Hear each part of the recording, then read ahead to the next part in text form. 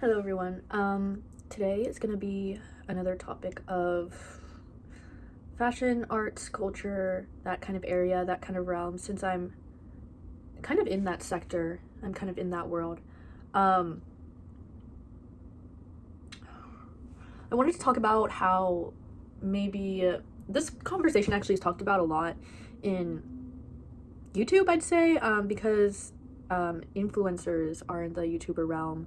I wanted to talk about it girls. I also wanted to talk about people that have influence in the fashion world, people who have influence in culture and creating trends and things that are cool.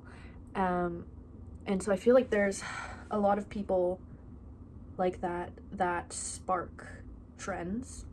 I'd say number one is like in Gen Z is like Emma Chamberlain. I mean, everyone knows who Emma Chamberlain is now, and she is very multifaceted because not only did she start all these crazy trends and like first it was now you can look at her and be like, oh, she's basic, but then you think about it and you're like, wait, no, she started all of the basic trends that weren't so basic, but she put it on the map. So like she was the one that was like wearing scrunchies, she was the one that made coffee very popular and like the iced coffee, even though obviously that was a thing, but she normalized it to be this like hobby and like this thing that people were obsessing over. She normalized a lot of just like fashion trends. She normalized and like the Birkenstock scrunchy kind of vibe. She normalized thrifting as well. I remember I used to watch her thrifting videos, and that was a time, and she was funny. And then she also was the catalyst for like YouTube humor and like zooming in on the video and like making something super funny. So I think of her as like genuinely one of Gen Z's like catalysts for trends. And because she has amassed such a big following, she's always going to be a trendsetter because everyone is going to copy what she does. And then there are people more in the background that aren't as noticed that actually did start a lot of trends, and one of them being Enya how do you say her last name? Uzamenzor or something like that. But she actually started so many trends, and she also kind of was a big part of like Gen Z humor. I remember being in middle school and like watching her vlogs, and my friends in middle school watch her vlogs, and she kind of like started this kind of crazy like I don't give a fuck humor for girls, and I think that wasn't really seen that much in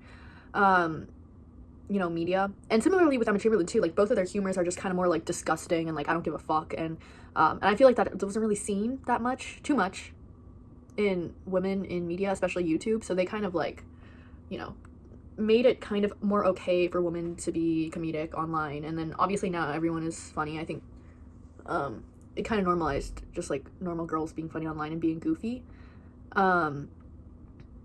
which is awesome. And then also, yeah, Enya had a lot of like influence with style as well. Another person that I used to obsess over her so much, Devin Lee Carlson. I don't really obsess over her as much anymore, but I used to a lot. Yeah, she was like big role model for me, just because she would like, I don't know, go to all these like very like cute little like thrift stores in LA, and I was like, oh, I want to be her. And like, but I'm like, no, you can't, because she's just like insanely rich, because she owned Wildflower, which is awesome. But I remember just like looking up at her and being like, damn, I wish I was you. And she just has like a great personality, and again, she's also a YouTuber. Her dating Jesse Rutherford too, I was like, oh, they're like perfect together. And then yeah, obviously they broke up. Yeah, I was like, oh, I love her. And so I was kind of inspired by her as a kid. And she still holds such a big audience and influence on people, and somehow she's very connected in the celebrity world. Another girl I want to bring up is, okay, well, obviously Quenlin Blackwell is like a huge star, and she has kind of also shaped humor. I guess I'm talking more not even just arts and fashion, but also humor, because I think humor within seeing humor on YouTube, and especially with women, is I think something more new. I feel like a lot of the time women are it's not as common to see women being goofy, and I like that it's becoming more of a thing now. And now women can be hot and they can also be goofy, and I feel like that's just something that used to not be as prevalent, but now it's starting to be prevalent, and it's hot. Women that are hot and funny, gold. Actually, like, amazing. So yeah, Quinlan, and then obviously Alex Consani, as I'm thinking of her because they're like really good friends. And then I was about to say, oh, Tavi Gevinson. Okay, I was obsessed with her when I was a child, when I was like 12, and she was probably like 19, early 20s. But I was obsessed with Tavi Gevinson because she was, I guess she's more early 2000s though. She's not even like, is she Gen Z? She might be millennial. She might be at the baby end of millennial, but I was obsessed with her because she got into fashion very young and was insanely talented and insanely creative and insanely smart and witty. And if you don't know who she is, she created Rookie Mag, which is a magazine for teenagers, and she was kind of one of the first ones to have a big online presence with that magazine. And you know, she'd bring on different writers, she'd bring on visual artists, and you know, she just created this whole new scene, this art scene within her own magazine. And I just thought that was so cool. I remember just like I watched like her Nowness documentary of her room in New York, and I was like, oh, I want to be that so bad.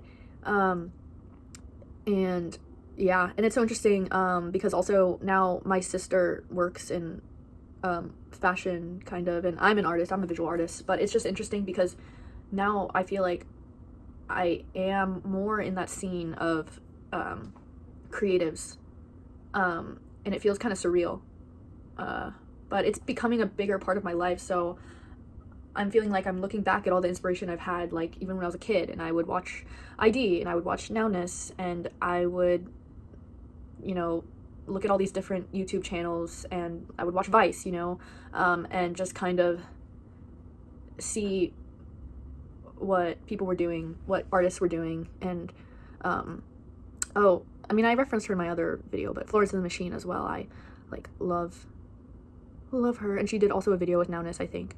But check out that series of like artists and celebrities of showing the room tour because it's beautiful. It's amazing. I don't want to make this video too long. I think I'm gonna wrap it up here, but I kind of just wanted to share like it girls and artists that I like. Oh, and another one. Isabella Boylston. She's a ballet dancer, but she also is a writer, and I think she has a Substack. So I really just like, I guess, artists that are, you know, they're not tied down to one thing, and they're involved in the culture. They're involved in what's happening, and yeah, just people who have inspired me. Okay, I don't want to make this long. I don't like long videos. Okay, bye. Thank you if you watched this.